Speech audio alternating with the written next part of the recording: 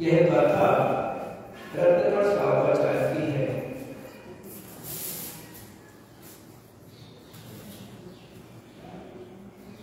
यह कह रही है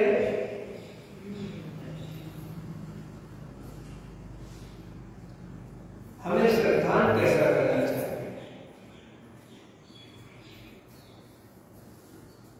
भगवान महावीर स्वामी ने उनकी शिष्य परंपरा, आचार्य परंपरा ने हमें जो ज्ञान दिया है, वह ज्ञान जो उपदेश दिया है, उसमें थोड़ी सी भी कमी बड़ी नहीं करना है। उसी को आगम कहा है और उसी को सम्यक ज्ञान कहा है, इसी को सच्ची श्रद्धा कहा है।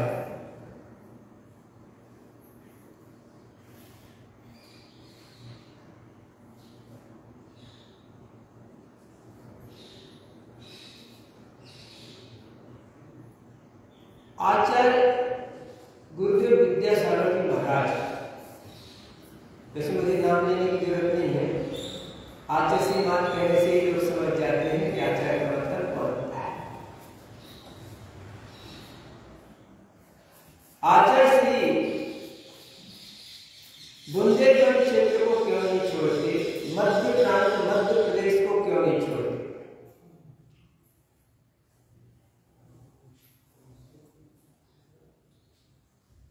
जब आचार्य श्री पहली बार बुंदेलखंड की ओर प्रवेश कर रहे थे तो सोनागिर के पास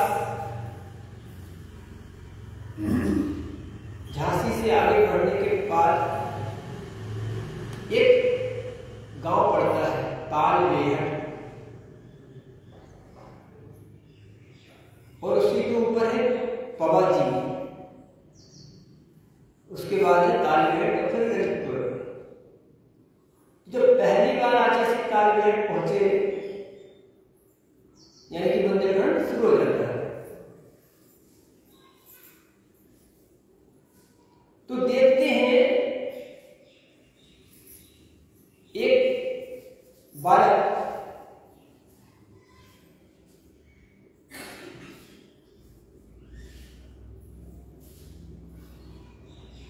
एक कोपर, समझते, बड़ी परात, बड़ी थाली, एक पानी भरने के लिए मटका गुंड, एक लोटा, एक छन्ना, डोरी, इतना सामान लेकर कुएं में जा रहा है।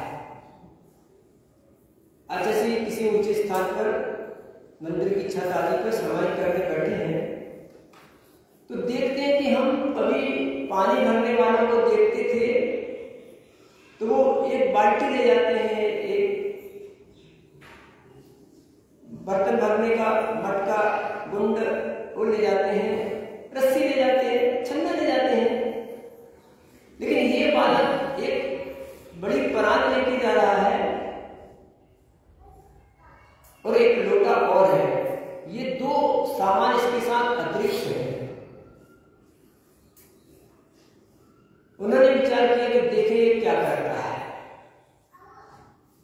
देख रहे हैं, उस लड़के ने थाली के ऊपर एक गुंड जमाई, मटका बोल सकते हैं आप, मटका, हाँ, मटका जमाया, उस पर छन्ना लगाया, बाल्टी से पानी खींचा और बाल्टी से पानी लेने के बाद वो लोटे से पानी को उस मटके में डाल रहा है।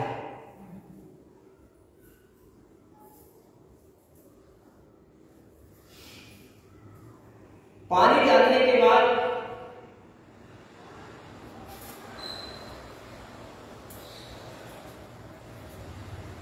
उसने जैसे बिनछानी डालते हैं, बिनछानी मतलब जीवाणी, उस छने पानी से उसकी बिनछानी बाल्टी में डाली और बाल्टी को यथावत कुएं में छोड़ दिया।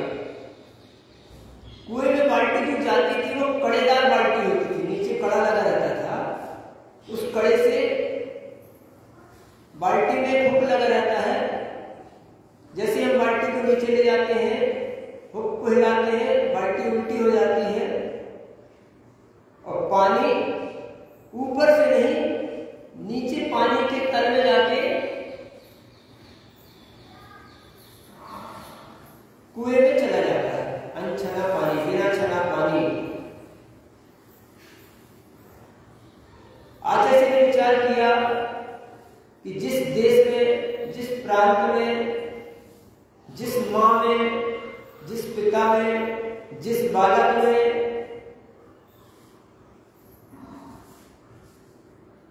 जीव दया व्यक्ति इतने करुणापूर्ण भाव है, दयामय भाव है, ऐसी धरती को मैं अब कभी नहीं छूऊंगा।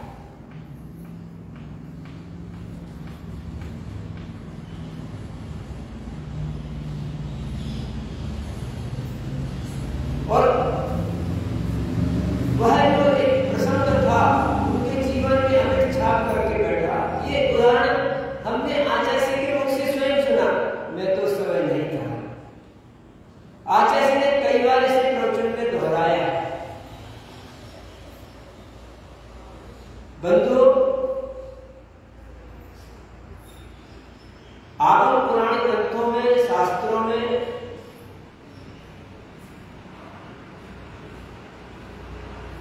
एक जल में असंख्यात जीवों की उत्पत्ति का उल्लेख मिलता है।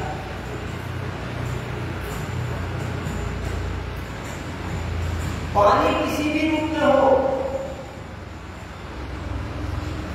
यहां तक कि चंद्रकांत मणि आदि का भी पानी हो, आंखों के आंसू का पानी हो, ओस का पानी हो, बारिश का पानी हो, कहीं का भी पानी हो,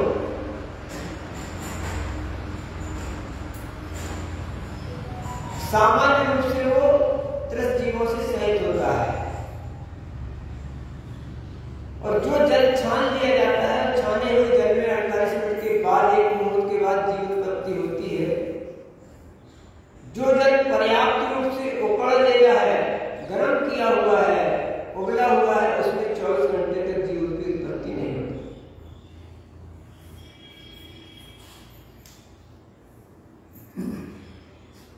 अब जो आप जल छानते हैं वो कैसा छानते हैं? वो जो अनछना है, बिना छना है, जीवों से सहित है, सचित्त है, इसे ही सचित्त कहा है।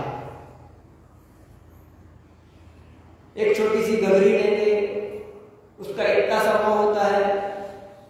महाराष्ट्र में जो गगरी बनती है वो तो इतने से मोह वाली होती है। तांबे की गुंडी वो इतनी सी मोह वाली होती है। अब उसमें अगर आपने छन्ना डाला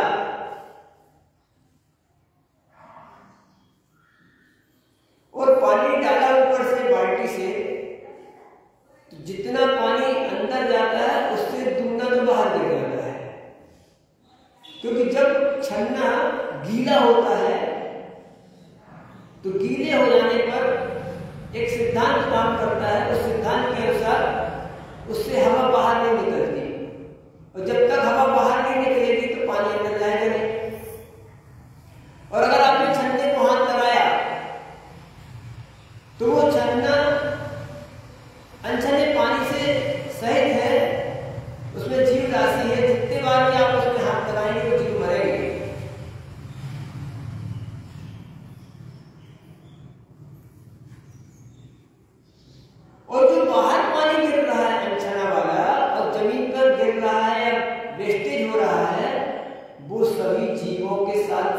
था।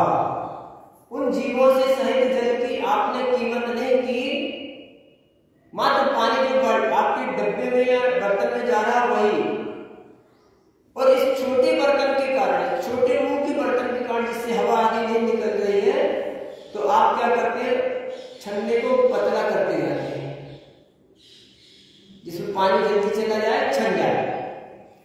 और छन नहीं जाए, मात्र क्रिया पूरी हो जाए।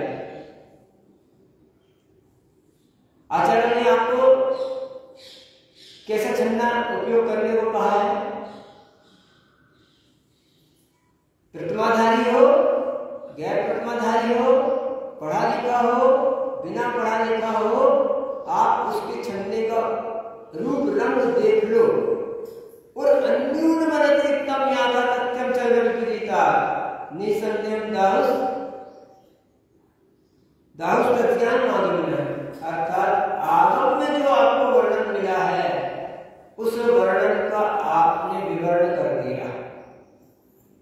जिस छन्ने से सूर्य का प्रकाश ना दिखाई देता हो, इतने मोटे कपड़े के छन्ने के उपयोग होना चाहिए।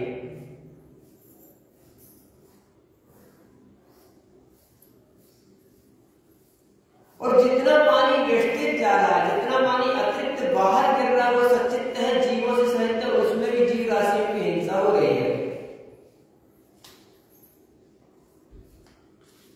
इसीलिए पानी छानने की मात्र पद्धति, जैनों के जो लक्षण है, रात्रि भोजन का त्याग, पानी छानकर पीना, देव दर्शन, ये 2, 3, 4 स्थायी नियम है श्रावक के। उन नियमों का हम पालन नहीं कर रहे हैं, और इस तरह से जीव रक्षा का हमारा जो भाव था वो खत्म हो रहा है।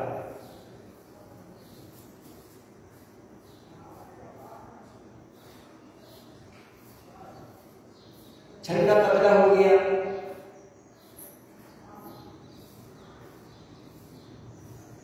जो बिछानी डालनी थी, जल थाना तक पहुंचाई, स्थान तक, उसी स्थान पर ले जाके छोड़ना। पानी छानने का नियम नहीं है जैनों के यहां, बिछानी डालने का नियम। जीवों को उनके स्थान तक पहुंचाने का नियम है। अब ये बात अलग है कि जब हम बिछाने तभी स्थान तक पहुंचाएंगे कि जब हम छानेंगे। और छानना कैसे? कि जिसमें बिना छना जल अतिरिक्त बेकार ना जाए।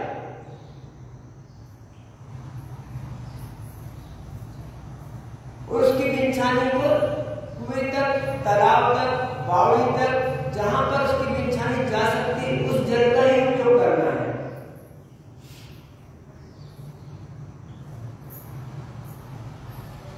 अब जब से बिजली का आविष्कार हुआ है, विद्युत का आविष्कार हुआ है, और जब से आपने कुएं, बावड़ी, तालाब, बांध का पानी पीना छोड़ दिया है, घर में जो नल आ गए, अब भविष्य में कभी कोई इतिहास में खोज करेगा नल किसको बोलते हैं। नल आ गए, नल चले गए, बम्बा आ गया, बम्बा चला गया, तो नल आ गया, नल चलेगा क्या है? तो नल नहीं, नल तो चले गए, तो वो तो नहीं चले गए। नल अर्थात जो पाइपलाइन के माध्यम से किसी एक स्थान पर पानी तैयार होता है, उसको पाइपलाइन के माध्यम से घर घर में पहुंचाया जाता है। इस नल के पानी की बिछानी तुम कहां डालोगे? जीव रक्षा कैसे करोगे?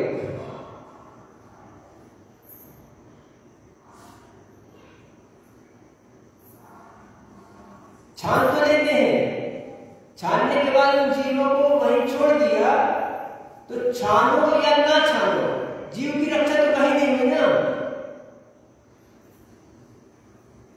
मैं समर्थन नहीं करूंगा, लेकिन मैं ये बोलना चाहता हूं कि अगर मान लो तुमने अनछने पानी से नहा लिया होगा, तो हो सकता है तुम्हारे सिर पे जितना पानी से जीव गिर के मरते या ना मरते, वो शायद अच्छा था। लेकिन आपने छान के पानी और बिछानी डाली नहीं, वही जमीन पर छोड़ दी या नाली में छोड़ दी या कहीं भी छोड़ दी, तो वो जितने नहीं छानने से तो कम जीव मरते, लेकिन छानने से ज्यादा जीव मर गए। समझना अपेक्षा होगा। इसी तरह एक काम और होने लगा, नलों में पानी की टंकी में वो थैली बांधने लगे छोटी सी। वो थैली बांधना भी आचार्य भगवान महावीर की आज्ञा के विपरीत है, जैनत्व के विपरीत है, पानी छानने की परंपरा के विपरीत है।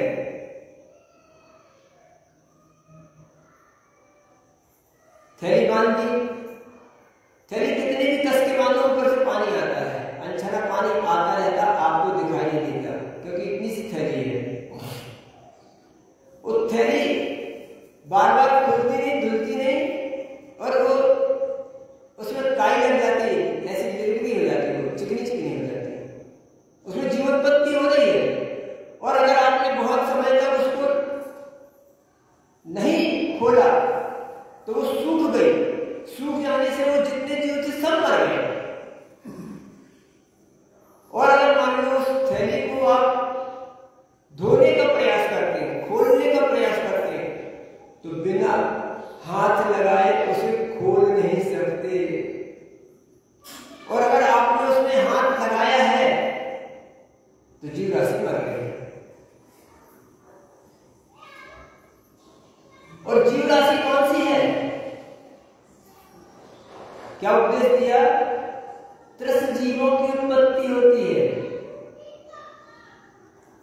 2 इंद्रिय, 3 इंद्रिय, 4 इंद्रिय, पंचेंद्रिय संगी और पंचेंद्रिय असंगी, सबका नाम त्रस है। 2 इंद्रिय, 3 इंद्रिय, 4 इंद्रिय का नाम विकलत्र है। तो उसमें पंचेंद्रिय सांप, मछली, मेंढक आदि जीव पर्याप्त अपर्याप्त संगी और असंगी दोनों हैं।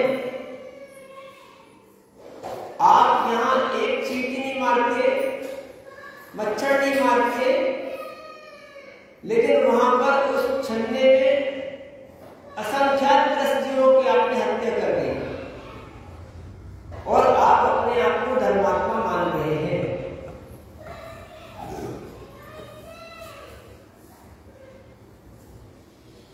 कुछ लोगों ने वो गोल छन्नी बना रखी कपड़े की, तार के ऊपर छन्नी लगा दी। पानी तो छान लेते हैं, लेकिन वो कपड़ा जो ऊपर जो पड़ा रहता है, उससे बिनछानी नहीं लगती, वो गीला ही पड़ा रहता है, उसमें जीव उत्पत्ति होती रहती है। वह भी तरीका सही नहीं है। इसी प्रकार से एक नया आविष्कार हुआ,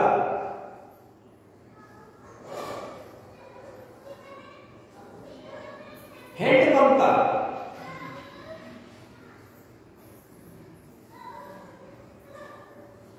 हैंडपंप से पानी जो घर्षित होकर आता है, वो घर्षित होकर आने वाला पानी जीव राशि को नष्ट करते हुए आता है।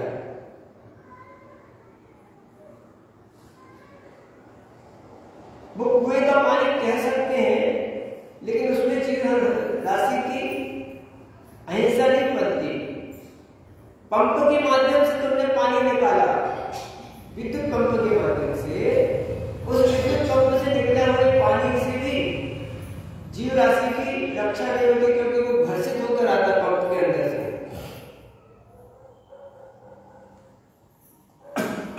तीसरा आविष्कार और होगा, बड़े मोटे थोड़े से गेट का कुआं खोदा, यानी ट्यूबवेल, उसमें लोहे के पाइप से पानी निकालते हैं।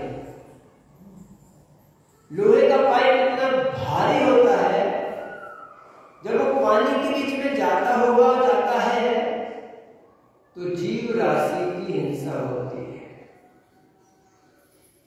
और उसमें भी जब बिनछानी डालने का जो उपक्रम, मतलब खाना पूर्ति औपचारिकता की जाती है, तो पानी उस पाइप से घर्षित होते हुए ऊपर से नीचे गिरते हुए गिरता है, इसलिए भी जीवों की रक्षा नहीं होती। कभी छत के ऊपर से जो पानी गिरता है ना, पनाल का, उसको आप जो भी बोलते हो, वो पानी जो गिरता है उसके नीचे खड़े होकर देखना कितनी जोर से पानी सिर पे लगता है। हम जब पानी को ऊपर से फेंकते हैं तो पानी जमीन पर उधर 30 फुट 40 फुट 50 फुट नीचे तक जाते समय उस जो नीचे अनछना पानी पड़ा है उस अनछने पानी को चोट पहुंचाता है, अथवा जो ऊपर से जो हमने बिछाने के जीव डाले वो 50 फुट ऊपर से जब नीचे गिरते हैं तो एक तो वो सीधे जाते नहीं है, पाइप से सड़कते हुए जाते हैं, तो जीवों का घात होता है।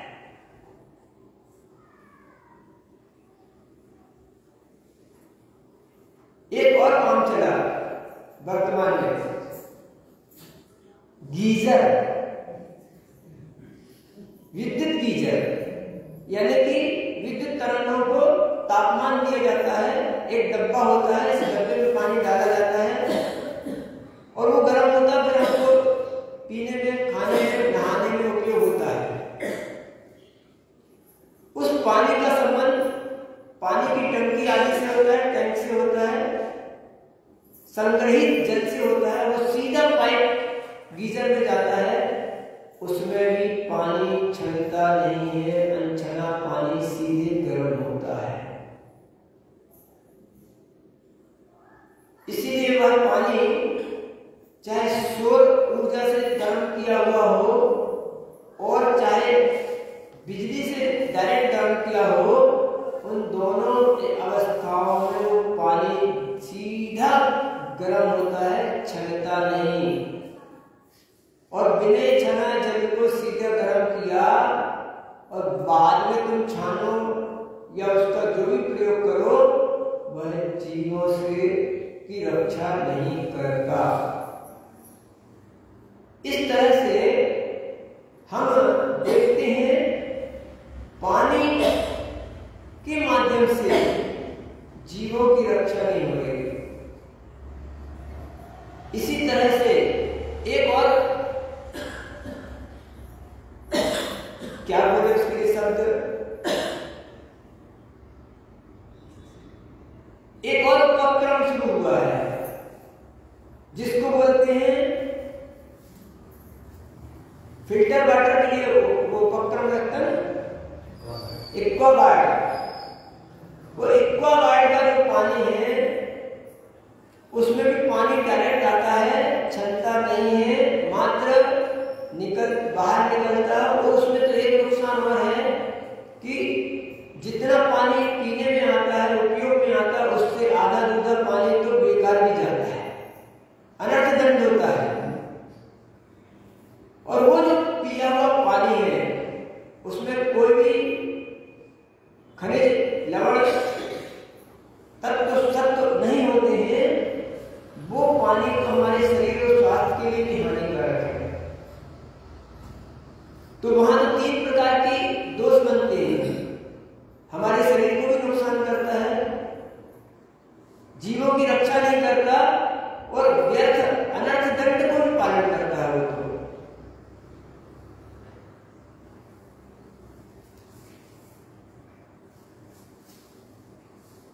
हमें आचार्य ने जो उपदेश दिया है, हम उन उपदेशों का पालन न करके मॉडर्नाइजेशन कर रहे हैं। और ये मॉडर्नाइजेशन हमारे सिद्धांत का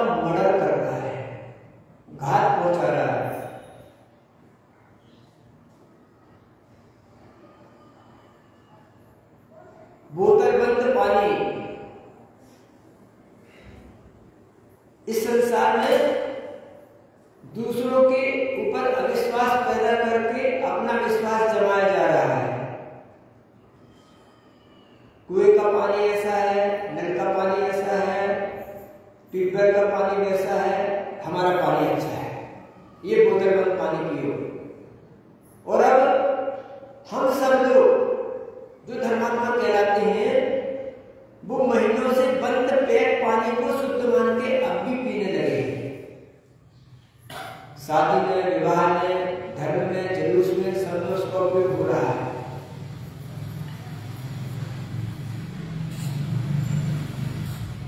पहले जुलूस आदि होते थे, कुछ होते थे तो हम पानी छान के और सबको पानी पिलाते थे।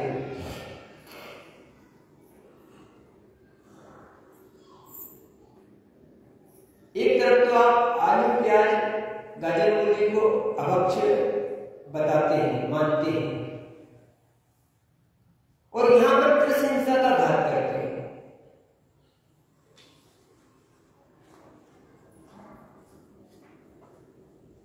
जीवों की रक्षा के प्रसंग में अगर बात करें तो इसी तरह से अब सेप्टिक टैंक में आप शौच आदि क्रिया को जाते हैं, जंगल में व्यवस्था हो जाती है। उस सेप्टिक टैंक में सेप्टिक नहीं है, सेफ्टी नहीं उसकी, सेप्टिक ही है, जहर है, दुष्पूर्ण है। वहां असंख्याकों जीवों की उत्पत्ति होती है, उसमें आप जाते हैं, अनछना पानी डालते हैं, उसको साफ करने के लिए आप एसिड आदि का उपयोग करते हैं। वो सारा एसिड उस टैंक के अंदर जाता है और जीवों को घात पहुंचाता है। इस तरह से हमारा दया धर्म, इस तरह से भगवान महावीर और उनकी परंपरा की आज्ञा की अवहेलना हुई।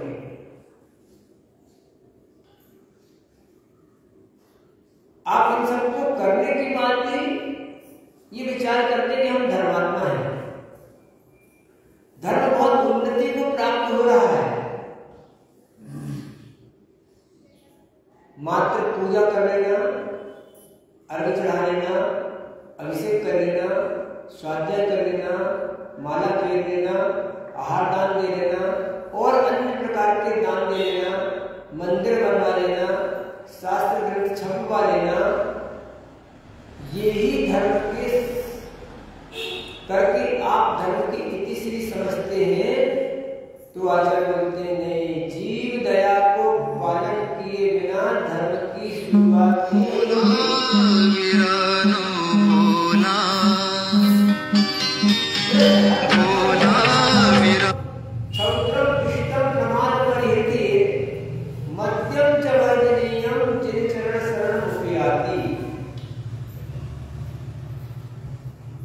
जहां जहां भी कृष्ण जीवों का घात होता है, खाने में, पीने में, उठने में, बैठने में, चलने में, फिरने में, खास करके यहाँ पर जो कहा गया भोजन पान संबंधी कोई तरल पदार्थ है तो उसमें शराब का, उससे कुछ गाढ़ा है तो उसमें मद्य का,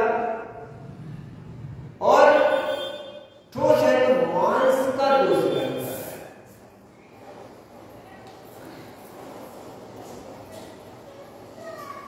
तो आप सबको इसमें विचार करना है। हम जो सुविधा भोगी हो गए हैं, समय बचाने वाले हो गए हैं, धन कमाने की भावना से हम जो शहरों में जा रहे हैं, पढ़ाई की भावना से जो शहरों में जा रहे हैं, वो सब पढ़ाई और धन और आपका स्वार्थ, समय का स्वार्थ खास करके, वो आपको धर्म से दूर कर रहा है, अधर्म की ओर ढकेल रहा है, अधर्म में डुबो रहा है, और आप समझते कि हम धर्मात्मा हैं। अब ये कपड़े के छन्ने बंधे हुए हैं, वो कौन साफ करता है, कब साफ होता है? और हमने सैकड़ों जगह देखा कि वो बंधे बंधे काले हो जाते हैं, ऐसे लगते हैं जैसे चाय छनती है उसमें।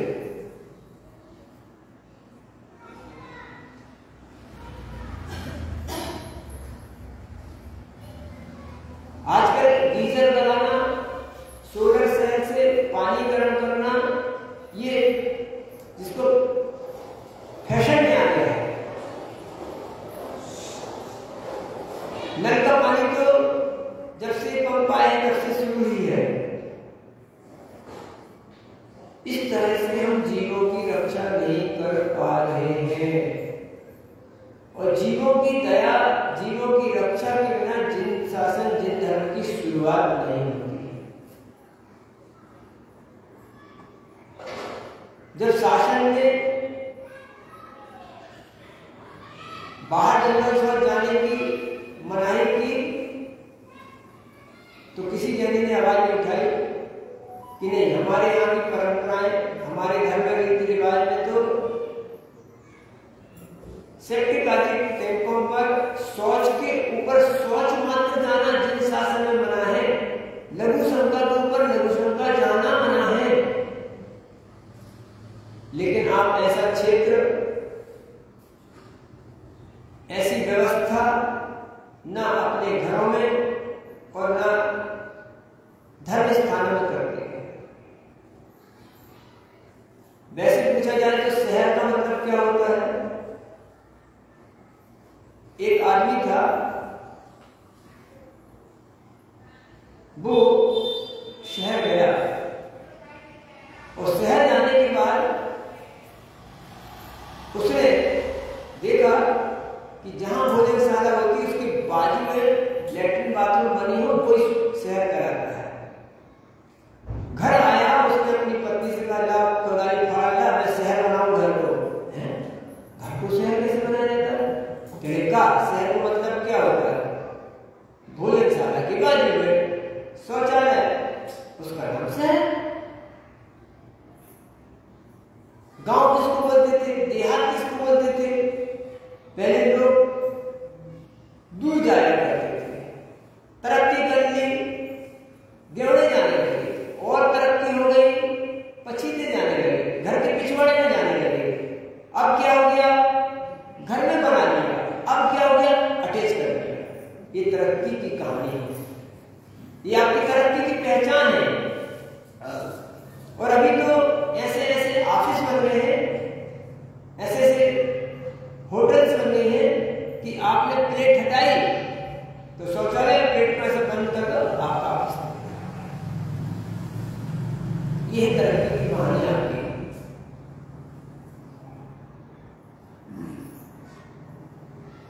तो गंदगी पास में लेके आए हमारे भारत के कुछ नेता, प्राचीन नेता, पुराने नेता, स्वतंत्रता के समय के नेता जब विदेश गए, वो धोती दुपट्टे वाले थे, धोती कुर्ते वाले थे, तो नाकी आई, गंदगी आई तो उन्हें निकाल के फेंक दी, हाथ पोंछ लिए। वो कह रहे तुम कैसे बैकवर्ड हो? अरे कैसे तुम फॉरवर्ड हो? तुम तो पहुंचते हो, जेब में रख लेते हो गंदगी। ये सभ्यता का नाम है।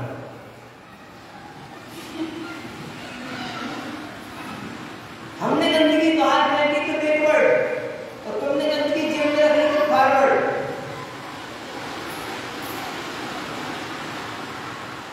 हम गंदगी को दूर फेंक के आते थे तो हम बैकवर्ड।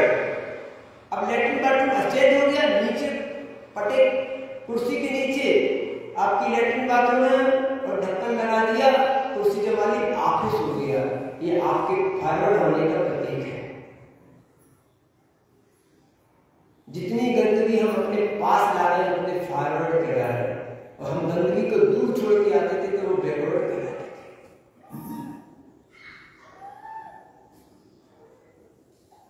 तो उसमें कितने जीवों की हिंसा हो रही है।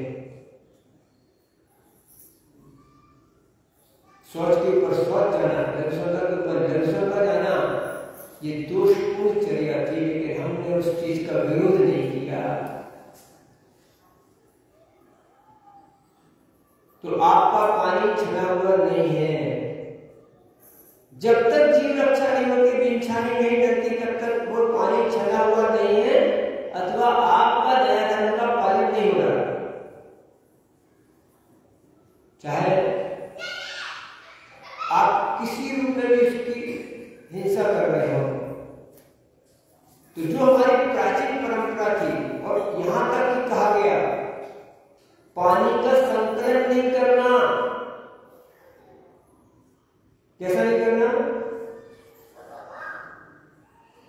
एक बार ले आए, इकट्ठा भर लिया, 3 दिन 4 दिन तक छान छान के चला रहे हैं। आपने उन जीवों को उसके स्थान से निकालकर पिंजरे में यानी बाल्टी डब्बे में कैद कर रखा है। उनकी स्वतंत्रता को बाधित किया है। वो पानी चलता फिरता था, वो पानी अब बंद के रह गया, आपने एक तरह का उन्हें पिंजरे में बांध के रख दिया। ये दोषपूर्ण है। हमें जितना पानी लगता था हम उतना पानी कुएं से, बावड़ी से, तालाब से लेकर आते थे और उसका उपयोग करने के बाद बिछाने डाल देते थे। तो विचार अगर सूक्ष्मता से करो तो जीवों की रक्षा होगी, और यदि आप विचारों को सूक्ष्मता से नहीं पालन कर रहे, मात्र क्रिया का पालन कर रहे हैं, तो जीव रक्षा नहीं हो रही है, और ना आपका गुण स्थान, ना आपका सम्यक दर्शन, ना आपका रत्नत्रय, ना आपका चारित्र्य पालन हो रहा है। हम क्या करें? तो हम भी क्या करें? हम तो उपदेश देंगे जो सच्चा मार्ग है, जो हमारी आगम पद्धति कह रही है। अब अगर मात्र हम एक पानी छानने का नियम का ही नियम लिए रहते तो हमारे शहर जाना, विदेश जाना, देश जाना और गांवों को छोड़ना ये नहीं होता। आज ऐसे कितने गांव हैं जो पढ़ाई लिखाई धंधे के नाम पर सब छोड़ के चले गए। भगवान जी अकेले बैठे, कदाचित मालिक वगैरह 100-2,000 रुपए का जैसे जहां पर उतना लगा दिया और हम अपने गांव से चले गए। धर्म को छोड़कर हम अर्थ को कमाने नहीं कर रहे। एक महिला थी, उसका पति था, पति धर्म से हीन था, फिर भी वो धर्म पत्नी थी, पत्नी नहीं थी, धर्म पत्नी थी। वो पति को लगी रहती थी कुछ तो नियम लो, कुछ तो नियम लो, कुछ तो नियम लो, कुछ तो नियम लो, कुछ तो धर्म करो। एक दिन वह ऐसे मुनि महाराज के पास चला गया और महाराज जी से नियम लिया। उसने बहुत सोच के रात रात भर जिंदगी भर की कमाई उसने लगा दी सोचने में कि महाराज से नियम लेना है और इस पत्नी को खुश करना है, भगवान को नहीं, अपनी आत्मा को नहीं, और पत्नी को भी नहीं खुश करना, इसका मुंह बंद करना है। रोज रोज लगी रहती कोई नियम लो तो ले भैया। ऐसे भाव से वो गया महाराज जी के पास, माथा पटका। महाराज जी ने बोला भैया कोई नियम तो ले लो, एक आध छोटा मोटा सा। तो बहुत दिमाग लगा के पूछा, बोला मैं पानी की काई नहीं खाऊंगा। काई, सेवाल, हरी हरी होती है ना सेवाल, सेवाल नहीं खाऊंगा, सेवाल नहीं खाऊंगा। ये तो भूल के समा गया, मैंने एक नियम तो ले लिया और घरवाली को बताने के लिए हो गया कि मैंने एक नियम ले लिया, अब तो चुप रहना, ज्यादा पटपट नहीं करना, बंद रहो।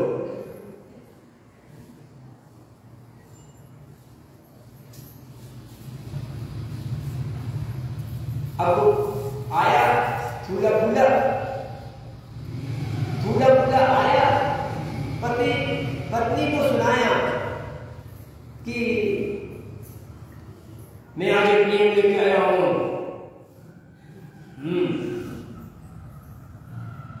क्या लिया है श्रीमान जी? मैं पानी की काई नहीं खाऊंगा। धन्य प्रभु आपने कोई तो नहीं लिया, आज आपने हमें बात मान ली, आप धर्मात्मा हो गए। ऐसे गुणगान करने लगी। आजकल के जो पति होते हैं ना मॉडर्न जमाने के, धर्म नहीं करते, सिर्फ दिखावा करते हैं। महाराजों को, भगवान को, समाज को छलते हैं, ठगते हैं। और वो ये नहीं समझते कि ठगने वाला दूसरे को नहीं ठगता, खुद ही ठगा जाता है।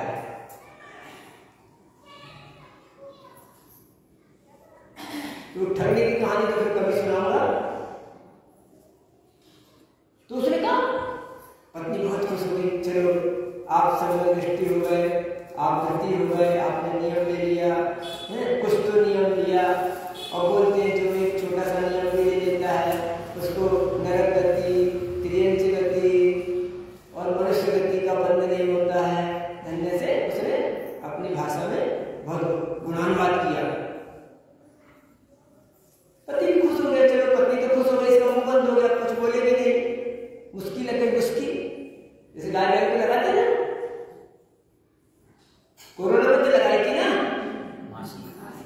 उसी का नाम मुस्की है। मास्क, मुस्की से मास्क बना है। चलो तो वही चला गया। अब पति पानी पीने बैठा, क्या कर रहे, क्या कर रहे हो, पानी पी रहे, तुमने नियम लिया था काई नहीं पी खाऊंगा, पानी में काई रहती है, छान के पियो। अरे यार ये तो भाषण है।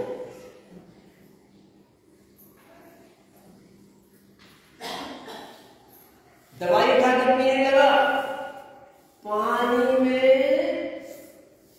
घंटे भर बाद काई पड़ने लगती है, आधे घंटे के बाद। ये तो कितने दिन की दवाई है, इसको तुम कैसे पियोगे, इसमें काई पड़ गई है, तुम्हारा काई खाने का त्याग है। काई मतलब समझते हैं ना, सेवाल, मराठी में सेवा लगता है, सेवा। अब बाजार की कचौड़ी पकौड़े खाने लगा।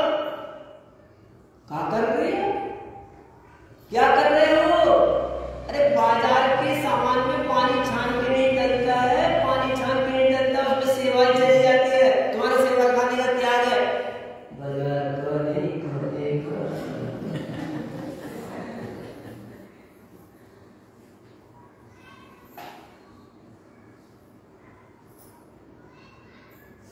बाकी तुम जुड़ते जाना, जुड़ सकते ना, इत्यादि। तो कह रहा हूं, आप जीव हिंसा कर रहे हैं, पानी अनछना पी रहे हैं, पानी अनछना उपयोग कर रहे हैं, आप धर्मात्मा कैसे? ये आपकी औपचारिकताएं हैं। गहराई से विचार करो, जीव दया के परिणामों से विचार करो, मात्र पीने पीने का भी। अभी नहाने धोने की बात अलग है, भोगों के परिमाण में अलग अलग चीजें हैं, लेकिन मान लो पीने मात्र की बात कर रहे हैं। लेकिन एक बात ध्यान रखना, आप पीने में तो 1 गिलास पानी का उपयोग करते हैं, नहाने में, धोने में, कपड़े में, लगने में तो कितने सारे पानी का उपयोग करते हो, कितने जीवों की हिंसा करते होंगे। लेकिन अनुमत कहता है कि कहीं से तो शुरुआत करो, चलो 1 गिलास पानी की चिंता करो। शुरुआत तो की आपने, नहाने धोने की बात अलग नहीं, लेकिन आपका वो पानी पीने संबंधी 1 गिलास पानी का भी नियम नहीं पड़ रहा है। नहाने धोने की बात अलग है। नहाने धोने में जीवों की हिंसा नहीं होती, ऐसा नहीं, लेकिन जीवों की हिंसा हमने शुरुआत, दया पालन की शुरुआत कहां से करें, तो पीने से कर रही है। पीने से ही हो ऐसे नहीं है, आप नहाने धोने से भी कर सकते हैं। ज्यादा से ज्यादा जीवों की रक्षा जहां हो सके, जो आप जीवों की रक्षा पालन कर सके वहां हो सकती है। आपसे पीने की हिंसा नहीं पलती, अहिंसा नहीं पलती, नहीं पले।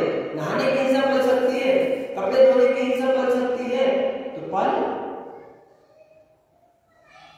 लेकिन जैसे उसने व्यक्ति ने दिया ना, मैं सब मांस खाऊंगा, खा रहा हूं, लेकिन अब कौवे का मांस छोड़ता हूं, एक मछली को बचाता हूं, अष्टमी चतुर्दशी को हिंसा बचाता हूं, तो शुरुआत कहीं से भी हो सकती है। तो बंधुओं, आप यदि मान लो अनछना पानी पी रहे हैं, बाजार की दवाइयां खा रहे हैं, अमर्यादित खाना खा रहे हैं, है ना, और उन जीवों की बिछानी नहीं डाल रहे हैं, तो ये जो छन्ना वन्ना बांधना हो रहा है आपका, और वो गोल्ड ड्रिंक से पानी छानना हो रहा है, या ट्यूबवेल में पानी डालना हो रहा है, नल के पानी का उपयोग हो रहा है, कहीं भी जीव रक्षा नहीं हो रही है। किसी व्यक्ति घर बनाओ, एक सजर लगाना, एक पेड़ लगाना, गांव भर की चिड़िया चहचहाएंगी। और हम अब आपसे बोलते हैं जब भी घर बनाना एक कुआं जरूर बनाना, ट्यूबवेल बिल्कुल मत बनाना। उस कुएं में 3 फुट के 4 फुट के चौड़े कुएं में आप हैंडपंप लगा सकते हो, मोटर बिठा सकते हो, लोटा डब्बा से पानी छान के भी छानी डाल सकते हो।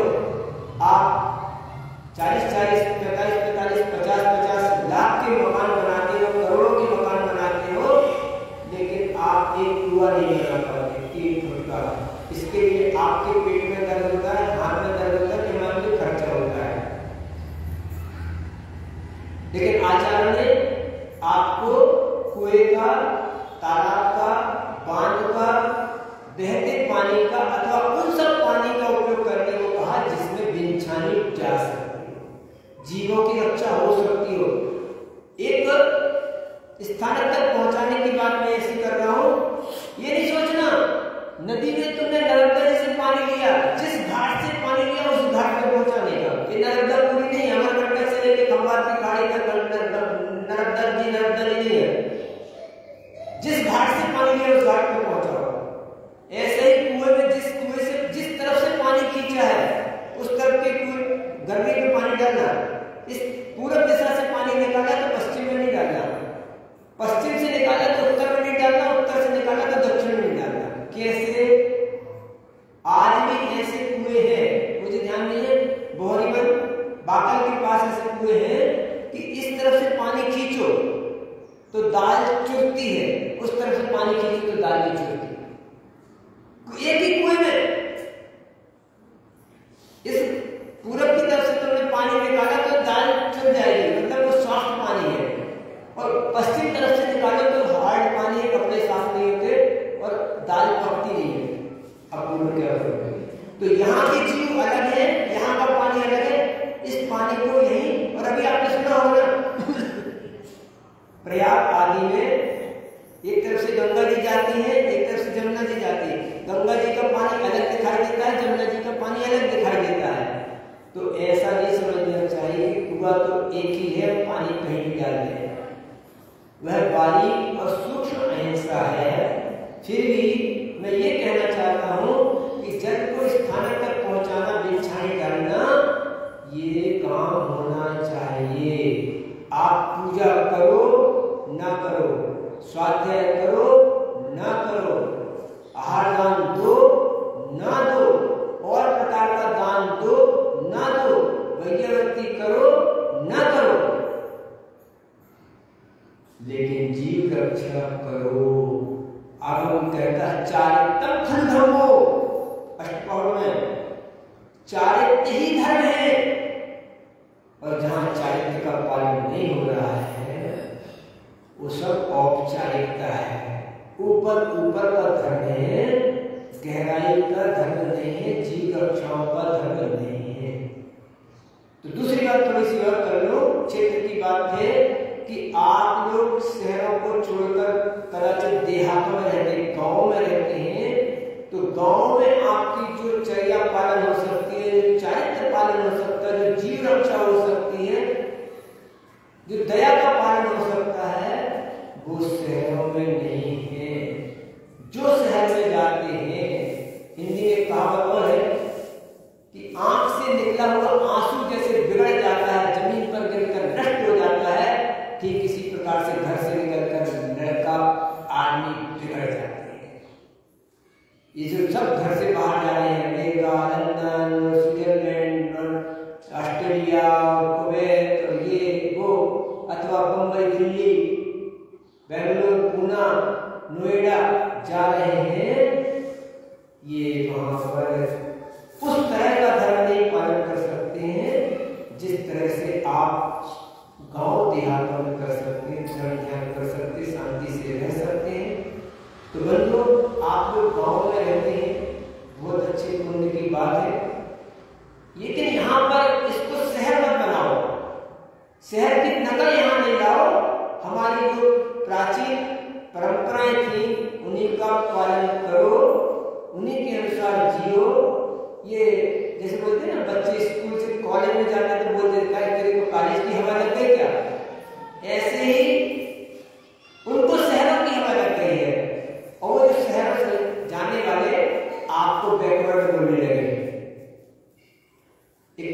ने लिखा है, ऐसी कुल किताबें हम काबिले जब्ती समझते हैं जिनको पढ़कर के बेटे बाप को खप्ती समझते, मतलब पागल समझते हैं। ये जो शहर में जाने वाले लोग हैं, ये जो अपने आप को फॉरवर्ड समझने वाले लोग हैं, जो अपने आप को आगे समझने वाले लोग हैं, वो धर्म की दृष्टि में सबसे पीछे हैं, बहुत दूर हैं। आप जो लोग गांव में रह रहे हैं वो धर्म में बहुत आगे हैं, आगे हो सकते हैं, बशर्ते कि इनकी नकल नहीं लेना, इनकी हवा अपने ऊपर मत लगाओ। अपने घरों से ये जो सोलर ऊर्जा से चलने वाले पानी के पंप हैं इनको उखाड़ के फेंक दो, गीजर निकाल के फेंक दो। ये जीव हिंसा के साधन है, धर्म के साधन नहीं है, ना स्वास्थ्य के साधन है। इनसे अर्थ स्वास्थ्य सब बेकार हो रहा है, कदाचित पर्यावरण भी दूषित हो रहा है।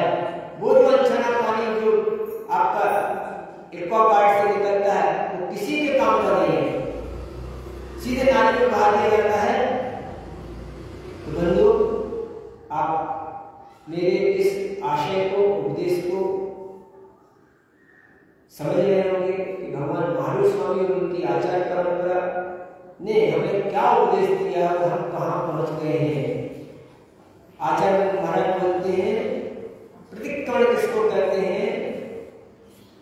अतिक्रमण का प्रतिक्रमण। जितने आप बाहर गए हैं उससे पुनः भीतर आइए, पुनः लौटिए। जितने आप बाहर गए हमारी परंपराओं से, जब तक आप पीछे नहीं लौटते हैं, आपका प्रतिक्रमण नहीं होगा, आपका प्रायश्चित नहीं होगा, आपकी शुद्धि नहीं होगी, आपकी विशुद्धि नहीं होगी। दुनिया कहीं भी जाए, दुनिया कहीं भी चले, लेकिन जैन साधक, जैन धर्मात्मा को कैसे चलना रहना है ये उसे नियत करना होगा, निश्चित करना होगा। और नहीं तो मात्र बोली का, नहीं तो मात्र दिखावे का धर्म मात्र रह जाएगा। और वो जो भगवान महावीर की परस्परोपग्रह जीवन, दया की भावना, दया शुद्ध धम्मो, ऐसा भी यहाँ पर कहा गया है, वो शब्द दया धर्म और नष्ट होगा।